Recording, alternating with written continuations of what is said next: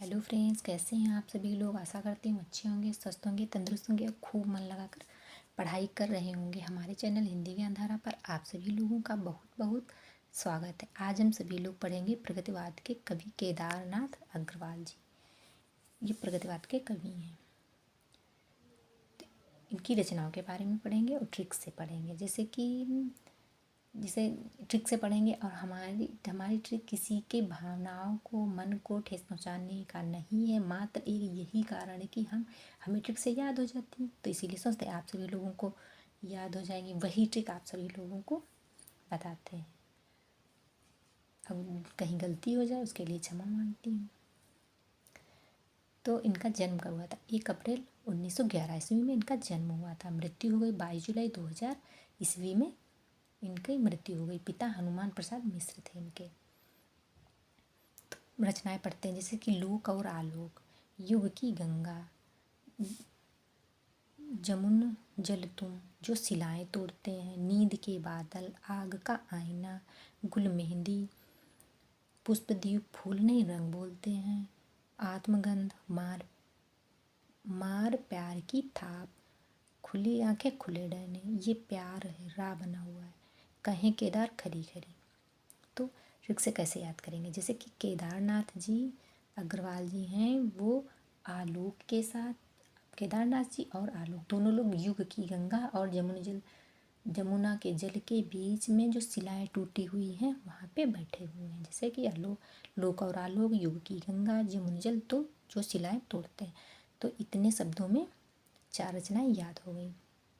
बैठे हुए हैं और वहाँ नींद के बादल, वहाँ का दृश्य कैसा है कि नींद के बादल, मतलब बादल बहुत काले काले हैं, जैसे नींद भरी आँखों नहीं होती, काले काले बादल। आग का आईना, और वहाँ आग की तरह, आईने की तरह चमक रहे हैं। और कुल मेहंदी के पेड़ लगे हुए हैं। और पुष्पदीप है, पुष्पों के दीप, पुष्प ऐसे पुष्प लग रहे हैं जैसे कि दीप जल रहे हों, ऐसे लग रहे हैं।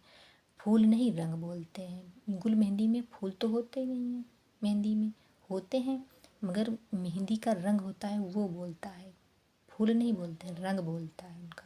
तो गुल मेहंदी ऐसे याद, नींद के बादल याद हो गए, आग का आईना और कुल मेहंदी, पुष्पदीप और फूल नहीं रंग बोलते हैं। फिर उन दीपों में, पुष्प में गुल मेहंदी की ये आत्मगंध, गुल मेहंदी की ऐसी गंध है, मतलब ऐसी खुशबू है जो आत्मा में लगती है। अब वो आत्मा में कैसे कैसे किस तरह से लगती है? जैसे कि मार प्यार की थाप, मतलब प्यार भी लग रहा है, मार भी लग रही है, थाप थाप की तरह, थपकी की तरह। फिर क्या है? खुली आंखें खुले डरने, मतलब ये सब केदारनाथ जी, ये सब आलोक जी को खुली आंखों से, मतलब सब दृश्य देख कर उनको बता रहे हैं कि देखो, आंखों से देखो। और फिर क्या कह रहे हैं? ये केदार खरी खरी, आलोक से ये सभी बातें इस बातें इस तरह से कह रहे हैं कि जैसे कि खुली खुली आंखों से, मतलब कहे केदार खरी खरी, मतलब ऐसे तब जो तीखे शब्दों का प्रयोग कर रहे हैं, मतलब उनके शब्दों में प्यार नहीं, तीखापन है। तो खरी खरी कहे केदार खरी खरी। फिर क्या बात, फिर एक बार पढ़ लेते हैं। जैसे केदारनाथ अग्रवाल जी हैं, वो क्या करते हैं? आलोक के साथ गंगा नदी, युग की गंगा और यमुना जल के बीच में जो शिलाएं टूटी हैं, शिलाएं जो टूटी हैं उन पे बैठे हुए हैं। तो आलोक और लोक, युग की गंगा, यमुना जल तुम, जो शिलाएं तोड़ते हैं। ये इतनी रचना याद हो गई। फिर नींद के बादल, वहाँ बादल इस तरह के लग रहे हैं जैसे कि आंखों में नींद भरी हो। नींद के बदल आग का आईना, और चमक ऐसी जैसे कि आग की तरह, आग का आईना। और फिर क्या है? वहाँ पे पेड़ लगे हैं, गुल मेहंदी के पेड़ लगे हैं। और पुष्पदीप, मतलब गुल मेहंदी है, वो पुष्प, उसकी पत्ती हैं, जो फूल पुष्प हैं वो दीप की तरह चमक रहे हैं। और फूल नहीं रंग बोलते हैं, फूल नहीं बोलते हैं, रंग बोलते हैं। मेहंदी का वैसे भी फूल नहीं बोलता है, रंग बोलता है। और ये गुल मेहंदी की जो गंध है वो कैसी आत्मगंध है। और फिर क्या है? मार प्यार की थाप, वो आत्मगंध है, लग रही है जो मार प्यार की थाप की तरह है, जैसे ऐसे लग रही है कि थोड़ा प्यार भी है और मार भी है। फिर खुली आंखें खुल रही, केदारनाथ जी आलोक जी को सब कुछ बता रहे हैं खुली आंखों से, मतलब दिखा रहे हैं खुली आंखों से, खुले डैनों से दिखा रहे हैं खुली आंखों से।